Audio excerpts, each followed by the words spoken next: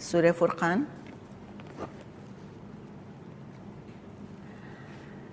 مرکزی مضمون قرآن اور رسول اللہ صلی اللہ علیہ وسلم کا دفاع۔ زمانہ نزول مکی دور کا تیسرا حصہ، تقریباً 7 نبوی میں نازل ہوئی۔ سورہ انبیاء اور سورہ مومنون کے آس پاس ہی نازل ہوئی تھی سورہ فرقان۔ ذیلی مضامین ہم دیکھتے ہیں کہ قرآن کا اور نبی اکرم صلی اللہ علیہ وسلم پر اعتراضات کا جواب ہے۔ اس میں ذیلی مضامین میں ہم دیکھتے ہیں کہ قرآن اور آپ صلی اللہ علیہ وسلم پر اعتراضات ہیں جن کا کہ ذکر کیا گیا۔ پھر اللہ کی نعمتوں کا ذکر آیا ہے، علمی جہاد کی ترغیب ہے، صحبت کے نتائج بتائے گئے ہیں اور مومن کی شخصیت کی خصوصیات آئی ہیں اس میں، اور 5 اقوام کا مختصر ذکر آیا ہے، فلیٹنگ ذکر آیا ہے 5 اقوام کا۔ اسلوب کا سٹائل ترغیب والا سٹائل ہے۔ پچھلی صورت سے اگر ہم دیکھیں اس کا ربط کہ جو آخرت کے عذاب سے بچنا چاہے گا وہ اس فرقان کی قدر کرے گا، اور اللہ کے علم کے ذکر پر سورۃ نور ختم ہوئی تھی۔ یہاں اللہ کے کلام کے ذکر سے سورت کا آغاز ہو رہا ہے کہ اللہ کا کلام جو ہے وہ بھی تو ظاہر ہے، اللہ کا علم ہی ہے۔ تب دیکھتے ہیں، شروع ہوتی ہے بسم اللہ الرحمن الرحیم، تبارک الذی نزل الفرقان علی عبدہ لیکون للعالمین نذیرا۔ بڑا متبرک ہے وہ جس نے فرقان اپنے بندے پر نازل کیا تاکہ سارے جہان والوں کے لیے وہ نذیر ہو جائے۔ ایک آیت ہے، ایک آیت میں ہم دیکھتے ہیں کہ ایمانیات ثلاثہ کا ذکر آ گیا۔ کون سی 3 ایمانیات ثلاثہ کون کون سے ہیں؟ ایمان باللہ، ایمان بالرسول اور ایمان بالآخرہ، اور ساتھ ہی ایمان کو حاصل کرنے کے ذریعے کے بارے میں بھی بتا دیا۔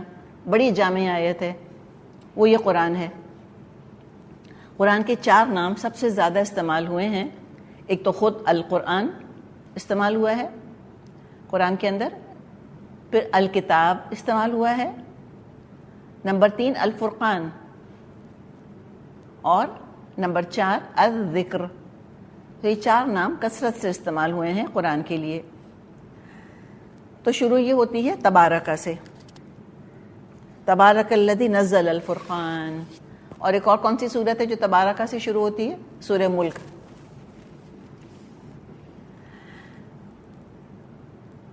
تبارکہ یہ صرف اللہ کے لیے استعمال ہوتا ہے۔ تبارک الذی بیدہ الملک، سورہ ملک ایسے شروع ہوتی ہے، یعنی کہ اللہ ہی کے ساتھ تبارکہ کے ورڈ کو اٹیچ کیا ہوا ہے۔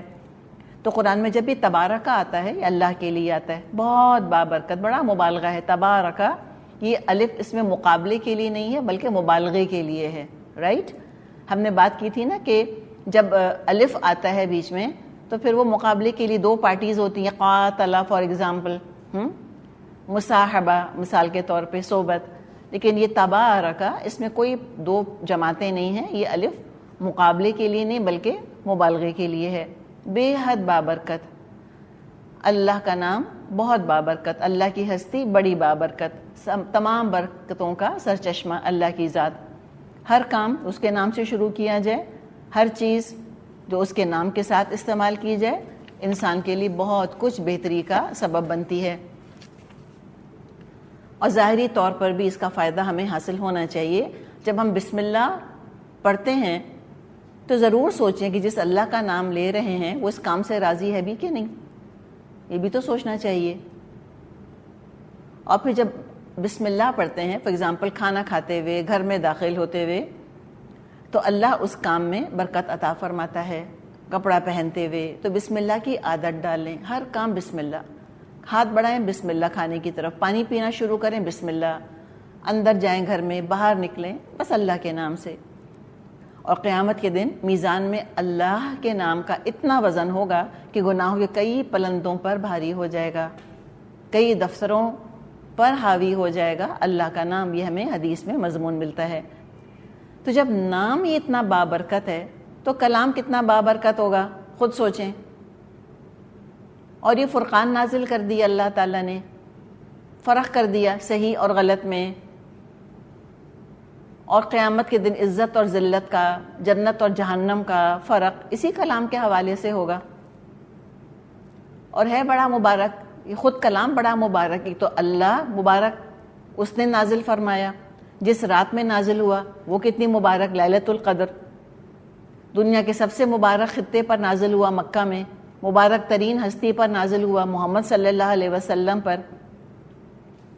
اور یہ جو اللہ نے کلام نازل کیا، کس لیے نازل کیا؟ للعالمین نذیرا، کہ اللہ کا کلام اور اللہ کے رسول تمام جہان والوں کے لیے وارنر بن جائیں،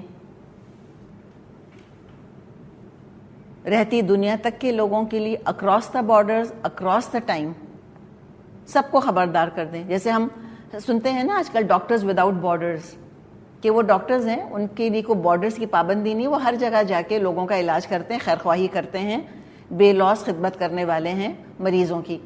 تو بالکل آپ صلی اللہ علیہ وسلم کا معاملہ یہ، کوئی جغرافیائی حدود میں آپ مقید نہیں ہیں، کسی خاص ایک نیشن کے لیے آپ نہیں آئے، کسی ایک خاص ٹائم پیریڈ کے لیے آپ نہیں آئے، بلکہ آپ کی خیر خواہی اور آپ کا خبردار کرنا اور آپ کی وارننگز اور آپ کی تعلیمات تا قیام قیامت پوری دنیا کے لیے ہیں.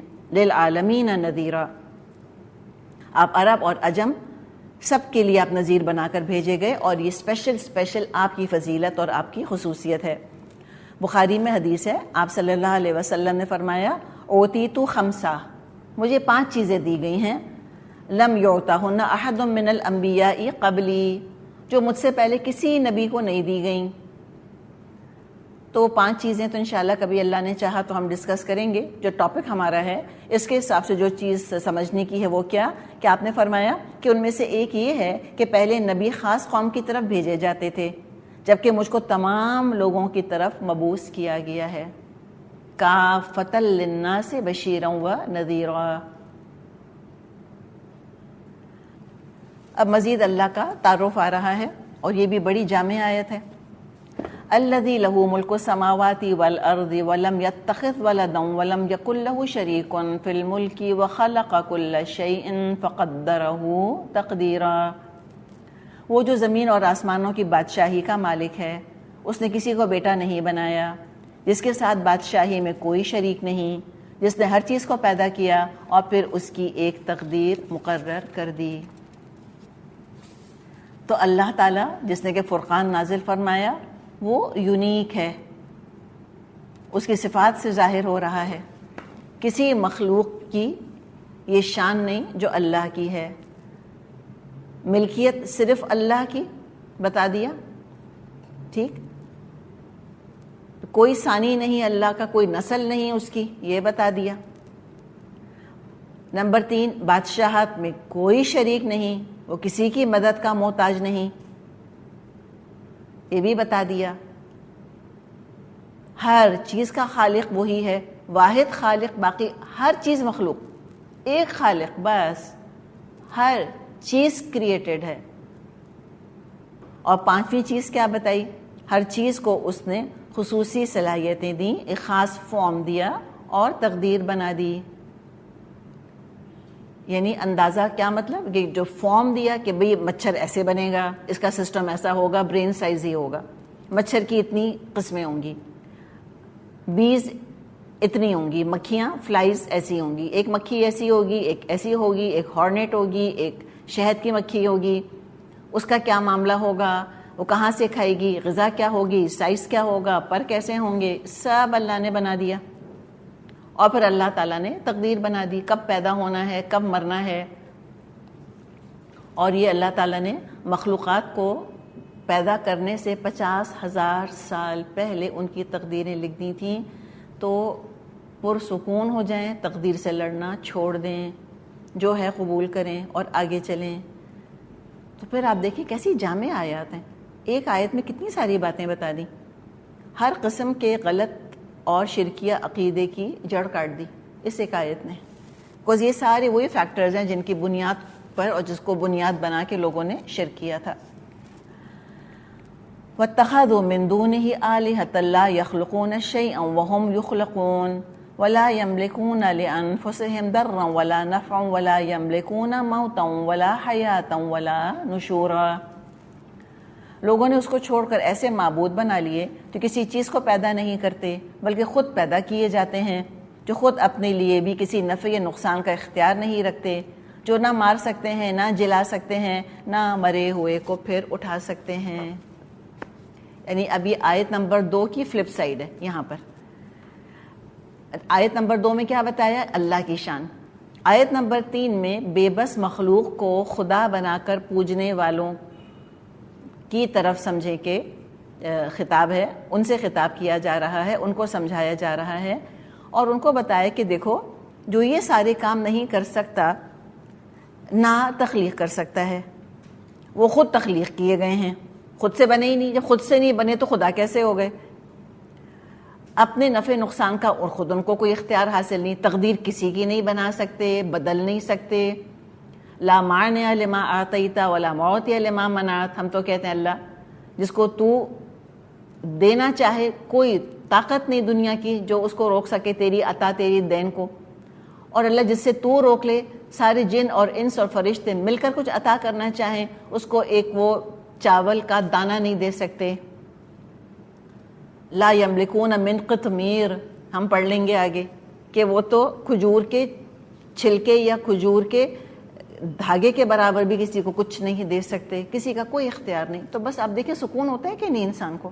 الحمدللہ جو میری تقدیر میں ہے نہ اس سے زیادہ مل سکتا ہے نہ اس سے کم، اور جو ہے کوئی چھین نہیں سکتا، جو نہیں وہ کوئی دے نہیں سکتا۔ کسی نے بڑی ہی اچھی بات کری کہ سارے ہمارے غموں کا، دکھوں کا جو ایک ریزن ہے وہ ایک ہی ہے، وجہ ایک ہے۔ وہ کیا ریزن بتایا تھا انہوں نے؟ ایک کہہ لیں یا 2 کہہ لیں کہ ہم وقت سے پہلے مانگتے ہیں اور تقدیر سے زیادہ مانگتے ہیں۔ ہم مطمئن نہیں ہو پاتے کسی صورت، وقت سے پہلے اور تقدیر سے زیادہ۔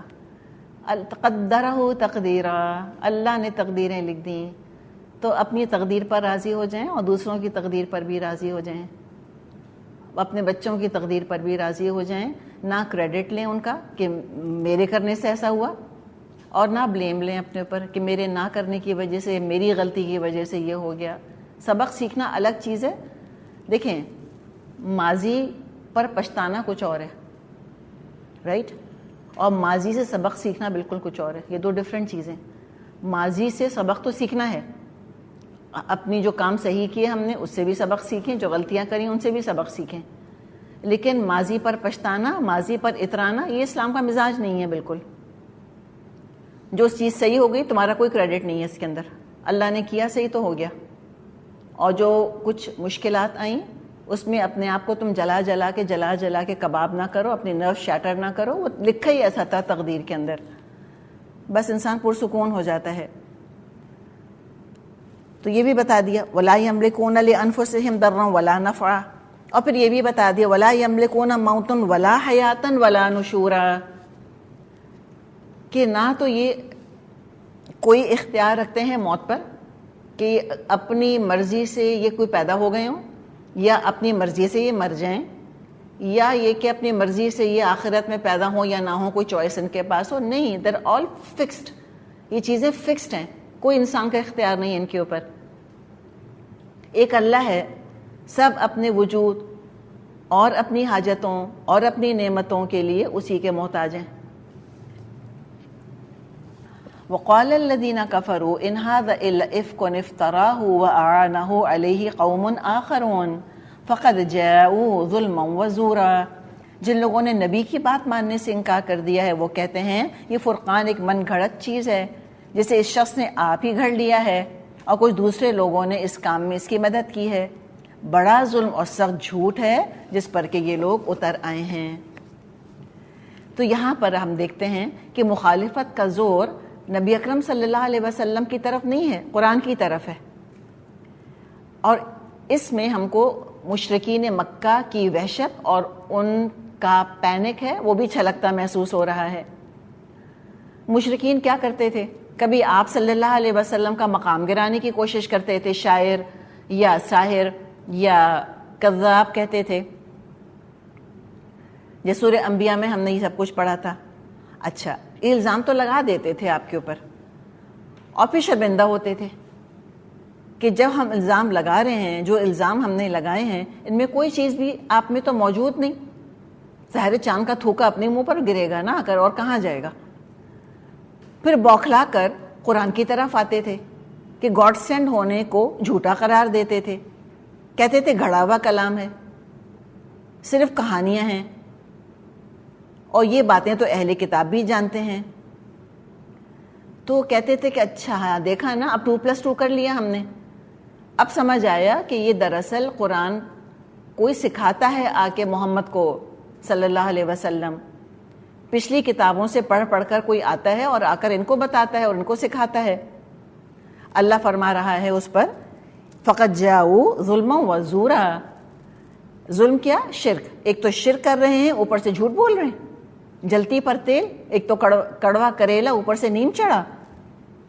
شرک کر رہے ہیں، خود جھٹلا رہے ہیں خود ہمارے رسول کو، اوپر سے جھوٹ بول رہے ہیں کہ قرآن خود محمد صلی اللہ علیہ وسلم نے گھڑ لیا اور ان کو کسی نے سکھا دیا آ کر. لیکن کیا کریں، وہ خود بھی بعض دفعہ ریئلائز کرتے تھے کہ ہم جو کہہ رہے ہیں ہم صحیح کہہ نہیں رہے، لیکن بس وہ ایک وفاداری چونکہ آبا و اجداد کے دین کے ساتھ تھی، اب ایک ہرڈ مینٹیلٹی بن جاتی ہے کہ بس مکھی پر مکھی مارتے چلے جانا ہے. جو بزرگوں نے غلطی کری وہی غلطی دہرائے چلے جاتے ہیں سم ہاؤ ایک قید ہو کے رہ جاتے ہیں عقیدے میں. زیادہ تر دنیا میں آپ دیکھیں معاملہ یہی ہے کہ اسی دین پر بچے ہوتے ہیں جس دین پر ماں باپ ہیں. اچھا ہم کہیں کہ اچھا آج کل تو بہت سا یوتھ ہم دیکھ رہے ہیں کہ جو کہ اسلام سے متنفر ہو رہا ہے، اسلام کو چھوڑ رہا ہے. یہ کہاں ہوتا ہے مجھے بتائیں ذرا. اگر تو آبا و اجداد والا اسلام لے کر ماں باپ چلاتے رہیں، اولاد کو کوئی اعتراض نہیں ہوگا. ان لوگوں کے ہاں ہم دیکھتے ہیں آج کل تھوڑے سے ایشوز آ رہے ہیں کہ جہاں والدین بورن اگین مسلمز ہیں اور اپنے بچوں کو بھی وہ مسلم بنانا چاہتے ہیں. کیسا مسلم؟ باقاعدہ practicing Muslim, not just in name, بلکہ مسلمان عمل کے لحاظ سے کہ اللہ کے ہاں مسلمان قرار پائے، اس پر ریئیکٹ کر رہے ہوتے ہیں بچے. یا نئی نسل کہہ لیں، یا نئی نسل نہیں تو ان لوگوں کو ہم لے لیں جو کسی بھی نسل کسی بھی زمانے سے تعلق رکھتے ہیں، کسی بھی ایج بریکٹ کے اندر ہیں. جب تقاضا یہ آتا ہے کہ عملی مسلمان بنو، جس کو اللہ نے حرام کر دیا ہے تم بھی حرام سمجھو، جس کو اللہ نے گناہ کہہ دیا تم بھی گناہ سمجھو، اور جو اللہ تعالیٰ نے فرائض عائد کر دیے ہیں ان کی پابندی کرو، یہ تقاضا آتا ہے تو بھڑکتے ہیں.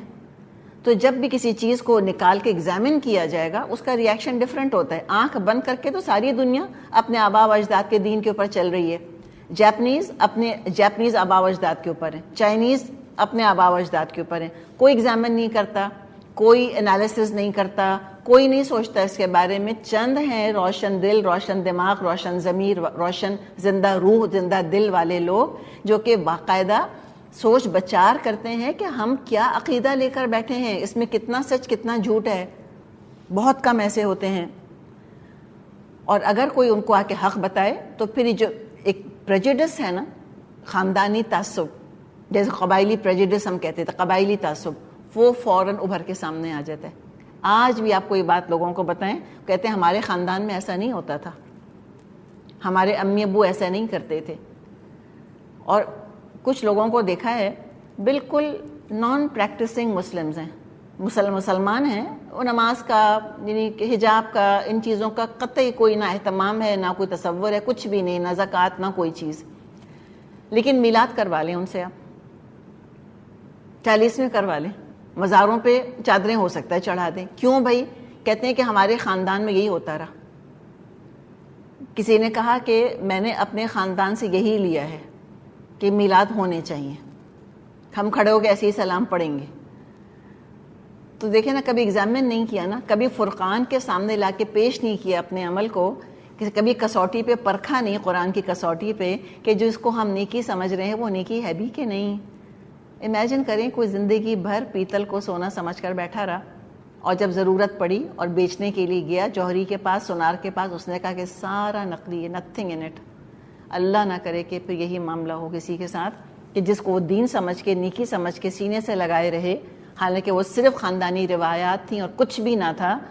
جب وہ اللہ کے آگے پیش ہوگا تو اللہ کہہ دے گا میں تو نہیں قبول کرتا، لا نقیم لہم یوم القیامت وزنا. اس سے پہلے کہ وہاں پیشی ہو اعمال کی، بہتر ہے قرآن پر پیش کر دیں اپنے اعمال کو ہم، اور سبق ہم حاصل کر لیں اپنے لیے. تو مسئلہ بس یہ ہے سارا کہ ہم نکل نہیں پاتے کسی صورت بھی ہرڈ مینٹیلٹی سے. تو یہ زور جو لفظ ہے، جاؤ ظلمن و زورا، تو ظلم تو ہم سمجھ گئے، ظلم کیا ہے؟ شرک. زور کیا ہے؟ جو جھوٹا پروپیگنڈا کر رہے تھے یہ قرآن کے خلاف اور آپ صلی اللہ علیہ وسلم کے خلاف. اب کیا کہتے ہیں؟ وقالوا اساطیر الاولین، یہ تو پچھلوں کی کہانیاں ہیں. اکتتبها فہی تملی علیہ بکرۃ واصیلا، کہتے ہیں پرانے لوگوں کی لکھی ہوئی چیزیں ہیں جنہیں شخص نقل کر آتا ہے اور اس کو صبح شام سنائی جاتی ہیں. ان کا خیال تھا کچھ پڑھے لکھے اہل کتاب ہیں، ان میں کچھ اہل کتاب غلاموں کا ذکر کرتے تھے. وہ آپ کو پتہ ہے غلام پڑھے لکھے بھی ہوتے تھے اس زمانے میں، سب جاہل نہیں ہوتے تھے. تو وہ کچھ اہل کتاب غلاموں کا نام لیا کرتے تھے کہ یہ آتے ہیں اور چھپ چھپ کر ڈکٹیٹ کراتے ہیں محمد کو، اور پھر محمد صلی اللہ علیہ وسلم ہمارے سامنے آ کر ہم پر رعب جماتے ہیں کہ یہ اللہ کا کلام ہے اور مجھ پر وحی آئی ہے. تو ایک تو اعتراضی حد درجے کا لغو ہے، فضول اعتراض ہے بالکل. دوسری بات یہ ہے کہ یہ خود قائل تھے نا قرآن کی عظمت کے، کہتے تھے نا کہ یہ تو سحر رکھتا ہے، سحر کا سا اثر ہے اس کے اندر، مانتے تھے نا. قرآن نے کتنی مرتبہ چیلنج دیا کہ تم لے آؤ ایسا کلام بنا کر، نہیں لا سکے. تو اس کو ماسٹر پیس تو مانتے تھے، یہ ایمان رکھتے تھے نہیں رکھتے تھے وہ الگ کہانی ہے. تو یہی خود ایک ان کے سامنے بات آ رہی ہے کہ جو شخص ایسا ماسٹر پیس تصنیف کر سکتا ہے اس کا وہ کریڈٹ کسی اور کو کیوں دیتا؟ وہ جو غلام ہیں وہ اس قرآن کا کریڈٹ محمد صلی اللہ علیہ وسلم کو کیوں دیتے؟ وہ خود انانمس کیوں رہ جاتے، ان نون کیوں رہ جاتے؟ بلکہ وہ تو کریڈٹ لیتے خود. تو یہ جو اعتراض ان کے ہیں سارے کہ اساطیر الاولین کوئی آ کے املا کراتا ہے، یہ اعتراض بالکل سطحی سپرفیشل اعتراضات ہیں. ان کی پریشانی خود جھلک رہی ہے. اس سے بھی اندازہ ہو رہا ہے ان کی پینک سے، اور ان کے جو بدحواس ہوئے جا رہے تھے یہ مشرکین اور طرح طرح کے اعتراضات کر رہے تھے، ان اعتراضات کی کمزوری بتا رہی ہے کہ کتنا زیادہ یہ پریشان تھے. اور یہ بھی ہمیں پتہ چل رہا ہے کہ ان کی پریشانی کیا بتا رہی ہے. دیکھیں دو چیزیں لائن بنائیں، ان کے اعتراضات کیا بیان کر رہے ہیں؟ ان کی پریشانی کیا بیان کر رہی ہے کہ عوام پر قرآن کا اثر ہو رہا تھا اور یہ اس اثر کو روکنے کے لیے ڈیسپریٹ ہو رہے تھے. تو انہوں نے پھر سلینڈرنگ کی کیمپین شروع کی ہوئی تھی کہ کسی طرح رتبہ کم کر دیں قرآن کا بھی اور صاحب قرآن کا بھی. تو باری باری دونوں پہ حملہ کرتے تھے، کبھی نبی اکرم صلی اللہ علیہ وسلم کی ذات پر اور کبھی قرآن کے اوپر. فرمایا کہ قل انزلہ الذی یعلم السر فی السماوات والارض انہ کان غفورا رحیما. اے محمد صلی اللہ علیہ وسلم ان سے کہیے اسے نازل کیا ہے اس نے جو زمین اور آسمانوں کا بھید جانتا ہے، حقیقت یہ ہے وہ بڑا غفور اور رحیم ہے. اچھا یہ جو اعتراض ہے نا کہ یہ پلیجرائزڈ ہے، نعوذ باللہ، کہ قرآن پلیجرائزڈ ہے. پچھلی کتابوں کے ریفرنسز کوٹیشنز لے کے مینوان قرآن کے اندر یا تو نقل ایسے کے ایسے کر دیے گئے یا تھوڑا سا اس کو ڈریسنگ کر کے اور تھوڑا سا سپرفیشل اس کو تھوڑا سا چینج کر کے اور وہی مضمون یہاں لا کر پیش کر دیا. جو اس زمانے میں اعتراض کرتے تھے وہی اعتراض آج کے مستشرقین، آج کے اورینٹلسٹ اور اسلام کے دشمن وہی اعتراض آج بھی کرتے ہیں، سیم ٹو سیم. تو ذرا قرآن کے مضامین پر یہ غور کر لیں. ایسے ایسے حقائق بیان کیے گئے ہیں کہ جس کا علم اس وقت میں دنیا میں کسی کو نہ تھا. جب یہ قرآن نے جو علوم جن کا ذکر کیا ہے، بعض تو ایسے علوم جن کا آج تک بھی نہیں پتہ چلا انسان کو، آج بھی کویسچن مارک ہیں وہ سائنس کے لیے، فل ان دا بلینک کرنا ہے سائنس کو بھی. اور ایسی باتیں جو اس زمانے میں کوئی جانتا ہی نہیں تھا دنیا میں، وہ برانچ علم کی ڈیولپ ہی نہیں ہوئی تھی، سائنس وہاں تک پہنچی ہی نہیں تھی. تو آپ صلی اللہ علیہ وسلم کو علم کیسے ہو سکتا تھا؟ پھر کیا ہوتا تھا؟ یہ اپنی مجلسوں میں چھپ چھپ کے سازشیں کرتے تھے اور آپ صلی اللہ علیہ وسلم ان کی مجلسی سازشوں کا ذکر اعلانیہ کر دیتے تھے. قرآن نے بتا دیا کہ یہ چھپ چھپ کے ایسی باتیں کرتے ہیں جو کسی انسان کو ان کے علاوہ پتہ ہی نہ ہوا کرتی تھیں. تو اللہ تعالیٰ نبی اکرم صلی اللہ علیہ وسلم کو بتا دیا کرتا تھا وحی کے ذریعے. اس پر بھی ان کو حیرانی تو ہونی چاہیے تھی کہ بھئی ان کو کیسے پتہ چلا. اچھا ان باتوں کا کوئی ذکر نہیں کرتے کہ بھئی کیا باتیں بتائی جا رہی ہیں یا کیسے ہماری خفیہ باتیں پتہ چل گئیں، وہ سارا اعتراض آج بھی جو کرتے ہیں اسلام کے دشمن، وہ چند انبیاء کے قصوں پر کرتے ہیں. قصص الانبیاء پہ سارے اعتراض آتے ہیں کہ وہ یہ باتیں تو ساری بائبل کے اندر بھی آلریڈی موجود ہیں اور وہی باتیں محمد بتا رہے ہیں، اور اس کے علاوہ جو اتنے سارے اور مضامین ہیں ان کا ذکر نہیں کرتے.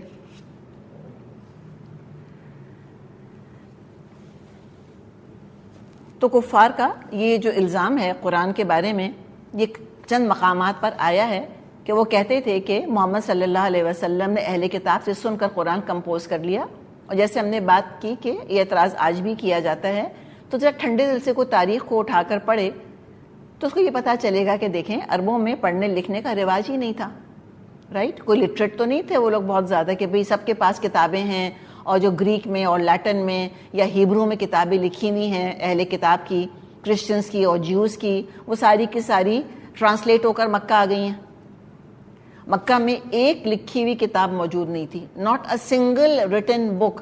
لائبریری تو بہت دور کی بات ہے، اس لیے کہ بہرحال کتاب کمپوز کرنے کے لیے آپ کو کئی کتابوں سے ریفرنسز لینے پڑتے ہیں.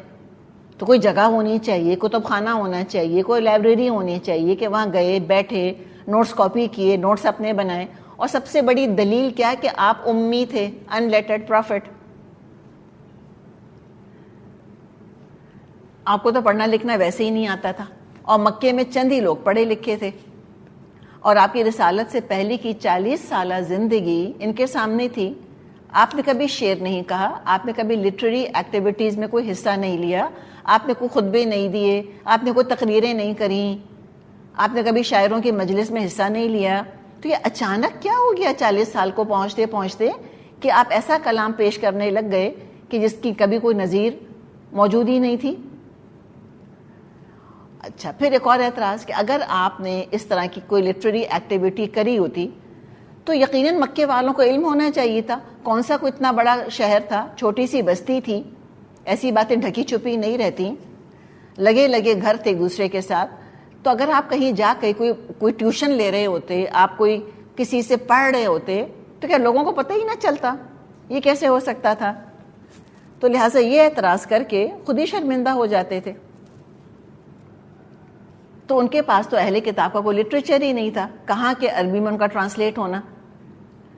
اور یہ جو انہوں نے کہا کہ اچھا اس کو تو کوئی سکھاتا ہے، یہ اعتراض سن کے تو ہو سکتا ہے کہ عوام بھی ہنس پڑے ہوں کہ بھائی بس کرو، اپنی دشمنی میں اتنے دیوانے نہ ہو تم. تو یہ اعتراض بہت ہی بودہ اعتراض، بالکل فضول اعتراض، آج بھی خیر لے کے چلتے ہیں لوگ، لیکن کوئی وزن ہے ہی نہیں. اچھا، اب پھر ایک اور اعتراض ان کا، جب ان کو لگا نا کہ اس میں تو کوئی وزن ہی نہیں، تو خاص کوئی امپورٹنٹ بات ہی نہیں ہے یہ تو، اب کیا اعتراض کیا؟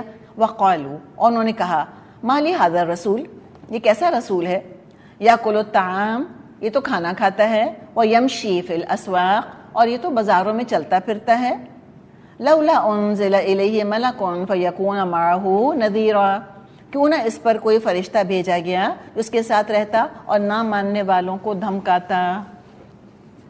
اچھا جی، اب یہ جو اللہ تعالیٰ نے اعتراضات یہاں نقل کیے ہیں، یہ وہ اعتراضات نہیں ہیں جو 1450 سال پہلے کے زمانے تک محدود تھے پھر اپنی موت مر گئے تھے. نہیں، یہ آج بھی زندہ ہیں اعتراضات، اور یہ کانسیپٹس آج بھی موجود ہیں. یہ کنفیوژنس اور یہ غلط فہمیاں آج بھی لوگوں کو ہوتی ہیں. کیا؟ جس کا کہ یہاں ذکر کیا گیا، آج بھی لوگوں کو یہ مغالطہ ہے کہ دین کا کام کرنے والے، اللہ کا پیغام پہنچانے والے سپر ہیومن ہونے چاہیے، نہ ان کو بھوک لگے نہ بازار جائیں، دنیاوی حاجات نہیں ہونی چاہیے ان کے ساتھ. They should be a separate creation, دنیا سے بالکل لا تعلق ہوں وہ، بس جو روکھی سوکھی مل گئی کھا لی، نہیں ملا تو نہیں کھایا، بھوکے بیٹھے رہے، نہ جورو نہ جاتا، اللہ میاں سے ناتا، نہ شادی بیاہ کریں گے نہ کچھ کریں گے. یہ پائٹی کا یہ کانسیپٹ آج بھی آپ دیکھیں ہمارے ذہنوں میں. اس لیے کہ اگر ہم مثال کے طور پہ یہ دیکھتے ہیں کہ کوئی قرآن پڑھاتا ہے، رائٹ، اور پھر ہم دیکھیں کہ وہ قرآن پڑھانے والا کسی ہوٹل میں اپنے بچوں کے ساتھ بیٹھ کے مزے سے کھا رہے ہیں، ہم کہیں گے دیکھا دین والوں کا کیا حال ہو گیا. ہم چاہتے ہیں دین والے سے جوتے پڑھاتے پھریں، ہم غربت چاہتے ہیں، ہم ان پہ محتاجی دیکھنا چاہتے ہیں، ہم محرومی دیکھنا چاہتے ہیں، ہم ان کو غریب دیکھنا چاہتے ہیں. ہمیں لگتا ہے کہ ہاں ایسا ہونا چاہیے دین والوں کو. کیوں؟ یہ بھی دیکھیں شیطان بڑا چلاک ہے، بے وقوف تھوڑی ہے، اللہ جانے کیا آئی کیوں ہوگا شیطان کا. ایسا کر کے ہم دراصل سپریشن چاہتے ہیں ریئل ورلڈ اور قرآنک ورلڈ کی. ہم کہتے ہیں وہ آئیڈیل ورلڈ ہے، اس میں آئیڈیل لوگ ہوتے ہیں، وہ الگ ہیں بالکل، ایک الگ اسفیئر ہے ان کا، ایک الگ سرکل ہے جس میں آپریٹ کرتے ہیں، اور ہم اس دنیا والے لوگ ہیں. تو دو سرکلز کبھی میٹ نہیں کرتے، اوور لیپ نہیں کرتے، نیور. وہ اپنی جگہ، ہم سلام کریں گے، ہم عزت کریں گے، ہم ان سے دعا کروائیں گے، ہم قرآن خوانیاں کروائیں گے، ہم اپنے بچوں کا نکاح پڑھوائیں گے، اور ہم مردے پہ نماز جنازہ پڑھوائیں گے ان سے. That's it. وہ اپنی جگہ اپنے سرکل کے اندر، ہم اپنے سرکل کے اندر. اسلام ان باتوں میں نہیں آتا. اسلام کو انسان کی ساری چالاکیاں پتہ ہیں. تو اللہ تعالیٰ نے یہ طریقہ نہیں رکھا کہ دین والے ایک الگ لائف سٹائل، ایک الگ زندگی، ایک الگ دائرے کے اندر گھومتے رہیں. نہیں، یہ سب چیزیں جو دین والے کر رہے ہیں یا بتا رہے ہیں وہ ساری دنیا پر اپلیکیبل ہیں. اور دین پہنچانے میں سب سے بلند ترین مقام رسولوں کا. دین اللہ تعالیٰ نے اس لیے نازل نہیں کیا کہ انسانوں کو کھانے پینے سے روک دے، کاروبار زندگی سے روک دے. اور دوسری بات یہ کہ اگر رسول ایسے ہوتے کہ نہ بھوک لگتی، نہ غم ہوتا، نہ چوٹ لگتی، نہ وہ کھاتے، نہ پیتے، نہ سوتے، نہ ان کے اندر انسانی جذبات ہوتی اور نہ خواہشات، نہ ضروریات، تو عملی نمونہ کیسے بنتے؟ تو یہاں تو انہوں نے یہ اعتراض کیا تھا کہ یہ تو بازار میں چلتے ہیں، یہ تو کھانا کھاتے ہیں، لہٰذا یہ رسول نہیں ہو سکتے. یعنی انسان ہونے کو رسول ہونے کے خلاف سمجھا. رائٹ؟ آج اس کا ریورس ہے. کہتے ہیں رسول ہیں اس لیے انسان نہیں ہو سکتے. یہی کہتے ہیں نا کہ نور سے بنے تھے، نور من نور اللہ، ان کا سایہ نہیں تھا، اور ان کو کال آف نیچر کی ضرورت پیش نہیں آتی تھی. ایسی باتیں کرتے ہیں. تو دونوں کی مینٹالٹی ایک ہی ہے. آج بھی جو کہتے ہیں کہ وہ انسان نہیں تھے، آپ صلی اللہ علیہ وسلم، آپ بشر نہیں تھے، آپ نور تھے، اس کا مطلب ہے کہ ہمارے لیے قابل عمل نمونہ نہیں ہے. ہم تو نور سے نہیں بنے ہوئے نا. ہمیں تو بھوک بھی لگتی ہے، ہمیں تو غصہ بھی آتا ہے، ہمیں تو بازار بھی جانا ہے، کاروبار بھی کرنا ہے، سب کرنا ہے. تو اللہ تعالیٰ کو کوئی نورانی مخلوق بھیجنی ہوتی، اللہ فرشتے بھیج دیتا. تو اللہ نے انسانوں کو بھیجا رسول بنا کر، اور عملی نمونہ بنایا ان کو. رسول کھانے سے روکنے نہیں آتے تھے، کھانے کے آداب سکھاتے تھے. کمانے سے روکنے نہیں آتے تھے، کمانے کے طریقے سکھاتے تھے کہ حلال طریقے سے روزی کیسے حاصل کرو. تو شریعت ہم کو روکنے نہیں آئی، شریعت ہم کو سکھانے آئی ہے کہ تمہیں دنیا کس طرح چلانی ہے کہ دنیا تمہارے لیے نقصان دہ نہ ہو، نہ یہاں کے لیے نہ آخرت کے لیے. تو لمٹس کے اندر تمہیں دنیا کیسے حاصل کرنی ہے، وہ طریقے، وہ لاز ہم کو سکھا دیے گئے کہ ان لاز کو فالو کرو، دنیا تم کو نقصان نہیں دے گی. اتنا ڈوز لینا ہے تمہیں اس کا بس. تو بڑی ناانصافی ہے رسولوں کو فرشتہ یا نوٹ ڈکلیئر کرنا. ساری ان کی محنت کو، ان کی مشقت کو، ان کی جذباتی اسٹرگل کو، سب کو نل اینڈ وائڈ کر دیا. تو پھر یہ اعتراض ان کا تھا کہ یہ کیوں آخر کھانا کھاتا ہے، یہ کیوں بازاروں میں چلتا ہے. تو آج ہی پلیز ہم ایسا کوئی سپر نیچرل قسم کا تصور نہ بنا کے رکھیں دین کا کام کرنے والوں کے. وہ آرڈنری انسان ہوتے ہیں، ہم جیسے انسان ہیں، بالکل جیسے میں اور آپ ہیں ویسے دین کا کام کرنے والے ہیں. ان کو بھی بازاروں میں جانا ہے، خرید و فروخت ان کو کرنی ہے، ان کو بھی بھوک لگتی ہے، ان کو بھی کھانا چاہیے. سب انسانی ضروریات ان کے ساتھ لگی ہیں. اور پھر کہا کہ ان کے ساتھ کوئی فرشتہ کیوں نہ آیا کہ وہ ڈراتا ہم کو، ہٹو بچوں کی صدائیں لگاتا، تو ہم فرشتے کو دیکھتے اور پھر ہم ڈرتے، تو ہم ان کی بات مانتے. تو اللہ تعالیٰ نے اس کا بھی ہمیں کئی جگہ اعتراض کا جواب دے دیا کہ اللہ کا فرشتے بھی نازل کرتا تو اللہ انسانی شکل میں نازل کرتا، تو پھر ان کے لیے کنفیوژن ویسے کا ویسا ہی رہتا. اور کیا اعتراض کیا؟ او یلقى الیہ کنز او تکون لہ جنۃ یاکل منها وقال الظالمون ان تتبعون الا رجلا مسحورا. اور کچھ نہیں تو اس کے لیے کوئی خزانہ ہی اتار دیا جاتا، جس کے پاس کوئی باغی ہوتا جس سے اطمینان سے روزی حاصل کرتا. اور ظالم کہتے ہیں تم لوگ تو ایک سحر زدہ آدمی کے پیچھے لگ گئے ہو. یہ دیکھیں ایک اور ان کا اعتراض تھا یہاں پر کہ یہ بھی غلط فہمی رہی کہ ٹھیک ہے اگر ضروریات ہیں رسول کی، ٹھیک ہے ان کو بھوک لگتی ہے، ہم اکنالج کر رہے ہیں، تو پھر بازاروں میں تو نہ پھرنا پڑے نا کم از کم. اتنا اعلیٰ کام کرنے آئے ہیں تو اللہ کو وظیفہ مقرر کر دے، ان کا کوئی اسکالرشپ فکس کر دے، اللہ کو ان کو کوئی چیز ڈونیٹ کر دے، کوئی چیز ان کے لیے فکس کر دے، کوئی وقف بنا دے ان کے لیے اللہ تعالیٰ، اور پھر ان کو محنت مشقت نہ کرنی پڑے، خزانہ نازل ہو جائے، اپنا باغ ہو، یعنی مکہ جیسی جگہ میں ہرا بھرا باغ ہو۔ اور پھر کیا کہا تھا انہوں نے کہ کوئی فرشتہ کیوں نہیں نازل ہوا، بات کی تھی نا ہم نے۔ تو بات یہ ہے، ایک جو ابھی ڈسکس کیا ہم نے، کہ فرشتہ بھی ہوتا تو انسانی شکل میں ہوتا، تب بھی یہ کنفیوژن کا ہی شکار رہتے۔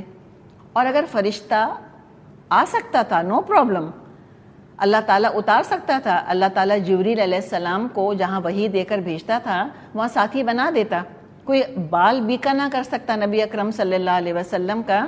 لیکن باقی مسلمانوں کے لیے عملی نمونہ کیسے بنتے پھر آپ؟ بہادری اور جرت اور رسک ٹیکنگ کی مثالیں کیسے قائم کرتے، قربانی کی مثالیں، کہ دیکھو میں نے بھی خون بہایا ہے اپنا، میں نے بھی زخم کھائے ہیں، میرے بھی دانت شہید ہوئے ہیں، میرا بھی خون بہا۔ یہ مثالیں کہاں سے آتی ہیں پھر لوگ تو ہاتھ پہ ہاتھ رکھ کر بیٹھ جاتے کہ بھئی وہ میریکلس طریقے سے پہلے اسلام نافذ ہوا تھا اور اب تو میریکلز ہو نہیں رہے، اب ہم کیا کریں؟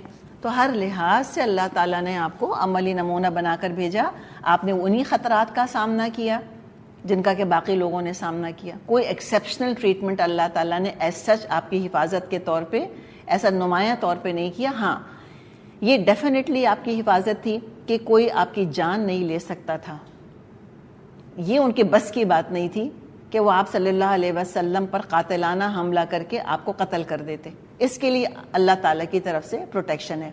اللہ یعصمک من الناس، وہ تو ہم نے قرآن میں پڑھ لیا۔ لیکن زخم لگانا، تنگ کرنا، پتھر مارنا، یہ کام ان کی اللہ تعالیٰ نے اجازت دے دی، اور جو کر رہے تھے وہ اپنا انجام خود دیکھ لیں گے۔ اور پھر جب یہ فرمائشیں کی انہوں نے، وہ فرمائشیں ساری سامنے آئی نہیں، تو کہا لوگوں سے کہ تم تو ایک سحر زدہ آدمی کے پیچھے چل پڑے ہو۔ پھر آپ صلی اللہ علیہ وسلم پہ جادوگر کا یا مسحور یا مجنون کا تو الزام انہوں نے لگایا۔ اور کیوں لگایا؟ کہ یہ دیکھو کیسا، یہ ایسا پرخلوص کوئی کیسے ہو سکتا ہے۔ We are very skeptical about ہم، کہ تن من دھن کیوں لگا رہے ہمارے پیچھے، دن رات ایک کیوں کر دیے، اتنی قربانی کیوں دے رہا ہے خالی ہماری ہدایت کے لیے؟ کہا کہ نہیں یہ نہیں ہو سکتا، پتہ نہیں کیا جنون چڑھ گیا اس کو۔ نارمل انسان تو یہ کام نہیں کرتے کہ اپنا نفع نقصان اٹھا کر ایک طرف رکھ دینا، اپنی بیوی بچوں کو خطرے میں ڈال دینا، ان کی خوشیوں کی فکر نہ کرنا، اور ایک مشن کے ساتھ اپنے آپ کو اٹیچ کر لینا۔ کیا دھن سوار ہو گئی ہے ان کے اوپر۔ تو ان کا یہ ڈیڈیکیشن دیکھ کے، یہ خلوص، یہ بے غرضی دیکھ کے نبی اکرم صلی اللہ علیہ وسلم کی، ان کو لگتا تھا تو سحر ہو گیا، کوئی جادو ہو گیا ان کے اوپر جیسے۔ تو کہتے تم سارے تو ایک سحر زدہ آدمی کے پیچھے چل پڑے۔ انظر کیف ضربوا لک الامثال فضلوا فلا یستطیعون سبیلا، دیکھو کیسی عجیب عجیب حجتیں ہیں جو یہ لوگ تمہارے آگے پیش کر رہے ہیں، ایسے بہکے ہیں کہ کوئی ان کو ٹھکانے کی بات ہی نہیں سوچتی۔